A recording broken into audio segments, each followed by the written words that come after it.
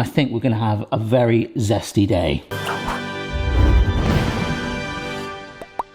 Hello everyone, it's Barry here. Hope you're well. Welcome to another Cookbook Corner video, the playlist in which I basically look at cookbooks and say, oh, that's quite good, or that's not amazing. Today, as I'm filming this in December, I thought, oh, we'd do a Christmas-like book. And someone suggested that I get hold of this. This is the Christmas movie cookbook. But I'm not using it. Now, the reason I'm not a massive fan of this book and I've decided not to do anything from it, I'm sure if there's probably a few in there that link, but for example, the film Bad Santa, right? That traditional Christmas classic, well, I've watched it a lot and I find it hilarious. Second one wasn't great. And the recipe for that is a whiskey pomegranate sour.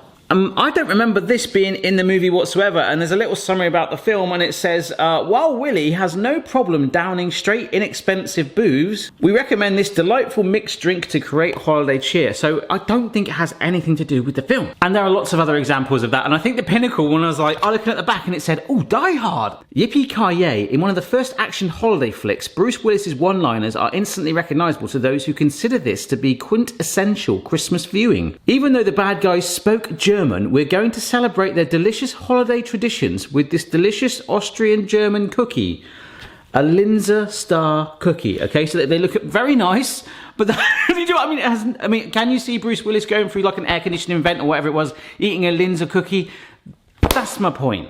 However, I've mentioned to you guys before on the channel that it's like a tradition. Every Christmas day I would get a Terry's Chocolate Orange, and there is this Terry's Chocolate Orange cookbook, and this is more festive than the festive Christmas cookbook, in my opinion. I'm sorry, the recipes look amazing, but for me, if I was gonna do a Christmas recipe, I was gonna do it from this. I mean, mainly, I've gotta be honest, it was an excuse to just buy some more Terry's Chocolate Oranges, but let me show you what's inside this. Remember, I made a giant Terry's Chocolate Orange a few years back. I love, look at the lining. That's like the wrapper that goes around the actual chocolate orange. Cool. But there's a very short introduction, and sometimes we find that so far with these branded cookbooks, you find that they tend to just shove loads of stories and then like 10 recipes in it, but there's a fair few in here. It actually teaches you how to melt a chocolate orange, some chocolate orange buttercream for cakes. Then it goes on to things like cookies or Florentines. Look at that, very nice.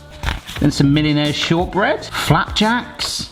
Oh, I very nearly did this. Chocolate orange eclairs. There's even some drinks like a white orange hot chocolate, smoothie, a latte, and you know, of course, it's just kind of fairly basic things, but there's a little bit of creativity in there as well.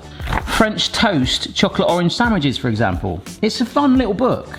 We're gonna make this. You see that? This, my friends, is a Christmas tree triple chocolate orange cake. So it's got a chocolate base, it's got a white chocolate ganache, and then you have these Christmas trees, which we're gonna make at some stage. So the first thing we're gonna do is make the chocolate sponge, and I think we're gonna have a very zesty day. I wanted to do something festive, and Die Hard Linzer cookies just wasn't cutting it. Yippee-ki-yay. First thing we need is one 20cm cake tin. This is a loose bottom one just to make it getting it out easier. However, I want to avoid the potential drippage of the batter seeping through, so I've lined it just in case. I've been thinking this so much recently, I really should put a time capsule like with food products in the ground and like open it. Well, the way things are going, I reckon in like a couple of years, I genuinely believe these have got smaller.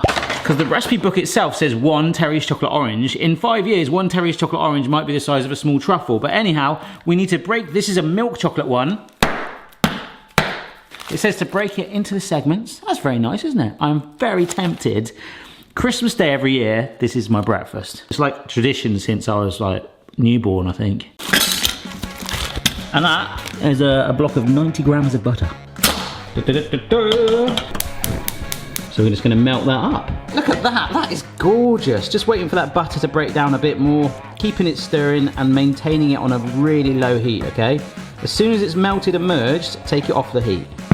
Oh, like that. Check that out. This is making me very happy. Sorry, Bruce Willis. All right, let's bring the sponge together. This is some dark brown sugar, and we're gonna add in 3 egg yolks. Looks a bit weird, doesn't it? Yeah, I have never done this before, like, just the 2 ingredients. Okay, so that's what it's looking like, quite a little glossy mixture, and I'm gonna push it into this larger bowl anyway, because we're probably gonna need it a bit bigger, but just to show you the consistency, look at that. That's very weird, isn't it? So apparently we add in some milk, some plain flour, baking powder, vanilla extract, and some cocoa powder. I was wondering where the chocolate was going to come from, but of course we've got that butter mixture, which also goes in. Oh my gosh, chocolate lake. I guess we just bring this all together now. Oh wow. In the words of Griff from Back to the Future, batter up. Which, to be honest, I wouldn't be surprised is in that Christmas book. Really happy with that. Put that to one side, and we take head whisk. Dun dun dun dun dun dun. Ah! Electric whisk. These are 3 egg whites, which coincidentally came from where the yolks did, the egg. All right, can we just appreciate as I get my sugar? Like how awesome, you take it for granted an electric whisk actually is. If you had to do that, but I mean, I've done it a few times on videos just for the proof of it, how intense and how long it takes. They're amazing, really. I'm just editing that scene, and I think Boston barks at the exact same time that I opened my mouth. Let me show you that again. Yes, Boston, they are. Thanks, mate. Right, bit of sugar going in. All right, other half's just gone in. Brilliant. So it doesn't actually need to be stiff peaks, just soft Tim peaks. Gonna take me a few minutes to warm my oven up, so I'm getting that ready, but now we fold those egg whites with the sugar into our yummy chocolate mixture. That is the cake. It's gonna hopefully be nice and light and airy. We're gonna push it in batches and then just fold it in. Oh, wow. Oh, that's awesome. It's like a mousse kind of vibe. Oh, I love that marbling. That's amazing. There's something about that chocolate orange combo, but just it works so well together, and for me is actually a little bit of festive nostalgia. And that's only one of the chocolate oranges. We're using 2 others as well. Look at that. See, there's still some of those lumps of the sugar, but okay. Here it is. We'll see you in 35 minutes-ish. Bit of an update, I've washed up and cleaned up some of those bowls. We used quite a lot for that. It's about 15 minutes to go, and it has risen, but not gone over the edge, which is amazing. There's a little bit of bumps on the top, which is possibly why the white chocolate ganache that we're about to do now will probably hide it. And just as a reminder, this is a white chocolate orange ganache. We're practically so much vitamin C in here. We're going to be so healthy. Double cream, vanilla extract, and we needed a white chocolate orange. Now I couldn't get one in the shops last night. I could get the milk, as we've already seen. We've got the dark, which will make the Christmas tree decorations. Excited for that in a minute. But the white chocolate, luckily, in the 3rd supermarket I went in, they had these light white chocolate orange, but they're minis. They're tiny.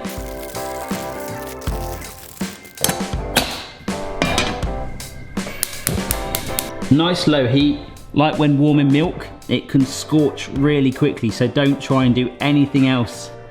It's going to be the heat of this cream warmed up that melts those white chocolate segments.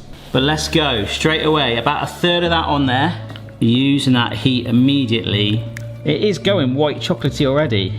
We will shove a blob of butter in there as well. Oh, just keep stirring. Melt that butter through with the chocolate and that cream. You kind of get the drill now, right? Oh my gosh. We now need to leave this to chill in the freezer for 40 minutes. So it's a good job we did it now, isn't it? So the bowl was still slightly hot before sticking it in my freezer. It is such a cold day today. It is just actually 0 degrees. I know when I say stuff like this, there'll be someone that lives in Antarctica that goes, cold?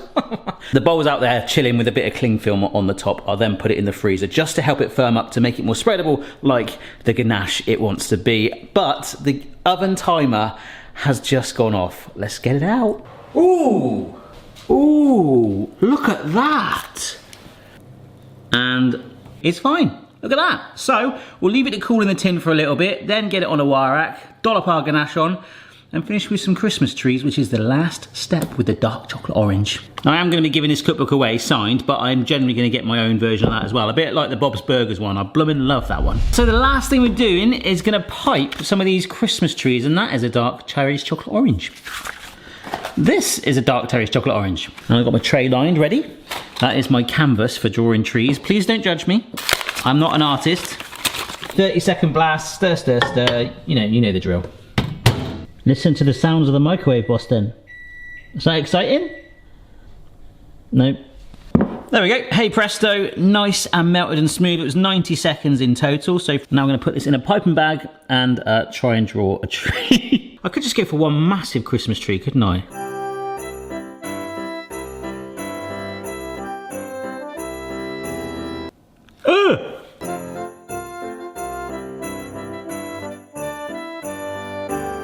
I don't know if they look like Christmas trees or more like Popeye's tattoo.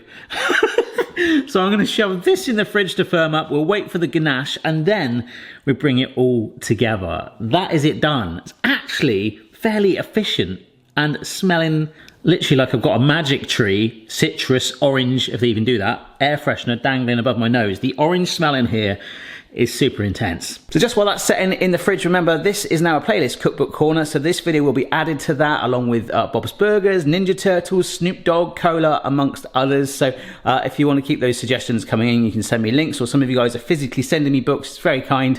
I give away signed ones to patrons from time to time. So that's it. I'm really enjoying it and I think this book is awesome. Don't forget to subscribe, of course, as well if you have not already, and make sure you give this video a like if you've enjoyed it. Cheers.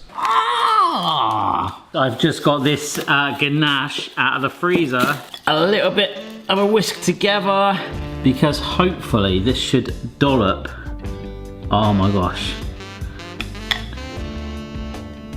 Gonna kind of let it settle and find its way a little bit.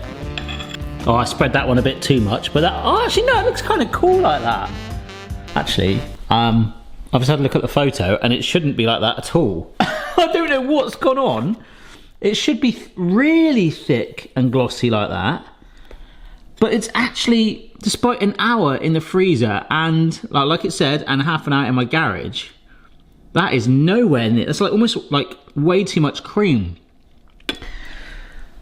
So it's either that or a white chocolate orange is like double the weight, because it needs to be thicker. Like way thicker. I've got some white chocolate in the cupboard, so I'll add that to it.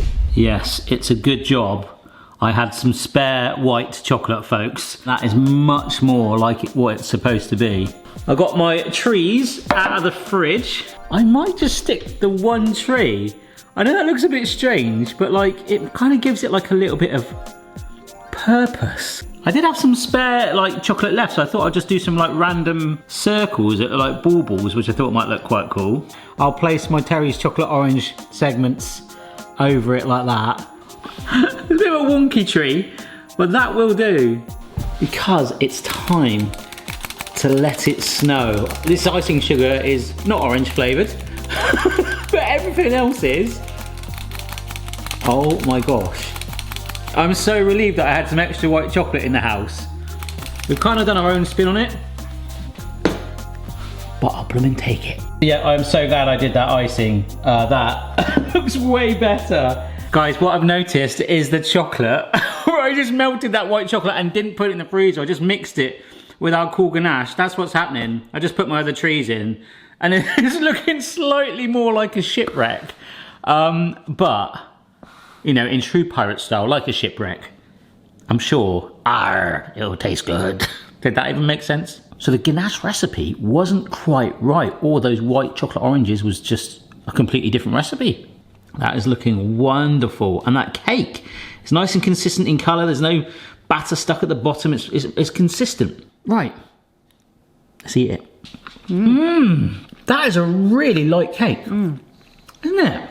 That really is. Wow. That is like a proper melt in your mouth. That is good chocolate cake. That is, isn't it? It's not too rich. And then you've got all that chocolate orange. Yeah, that all went in there. That's really tasty. It sort of melts in the mouth. It's quite light, but like not rich at the same time. There's dark brown sugar in there that you mix with egg yolks and just dissolved. I've never done that before. But then you whipped up the egg whites and sort of went a little bit chocolate brownie territory on it, but it's very light indeed. That is what it's like.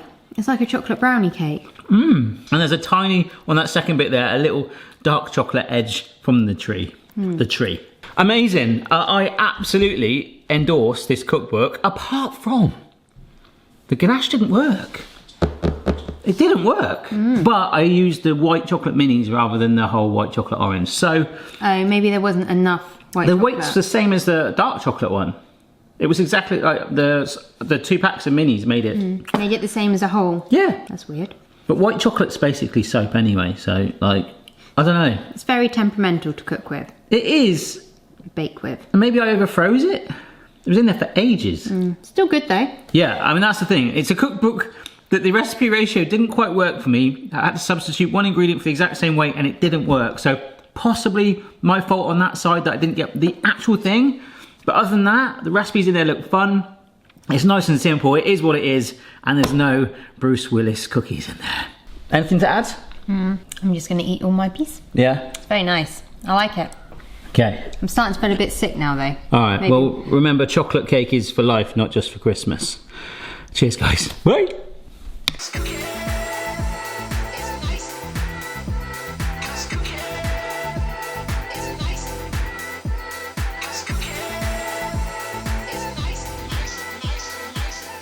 It's almost like turned into a mirror glaze, hasn't it, Boston? Huh? If anyone's got an idea why it's done that, look, that is our original white chocolate ganache. It's gone transparent. Can you see the shine on that a little bit? The difference between that, where I halved the cream amount, although there was already a whole load of white chocolate in there, it's just much more spreadable and dollopable and tasty, rather than like a potential transparent glue. That's blooming bonkers.